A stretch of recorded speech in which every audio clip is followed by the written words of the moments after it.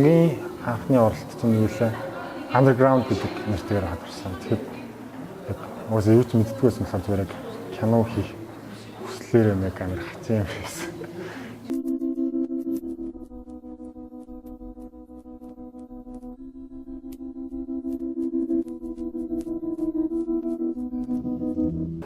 Дараачих нь болохоор анх удаа нэг анимашн хийсэн. Тэр нэг миний анхны анимашн гэж хэлж баг болохоор тийм анимашнээс өөрөө зохиолын нэг тийм шүлгэлсэн маягаар явдаг.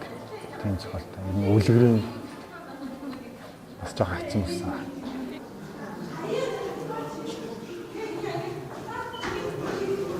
Илүү ойрхон байсан болохоор бусад нөгөө гадаадын тэмцээнүүд оролцохлаа бас арай жоохон цензур өндөртөжтэй илүү хол байдаг болохоор тэгэд ч тэмцээнд оролцож байгаа өөрийгөө хаана явж байна гэдгийг харж болно.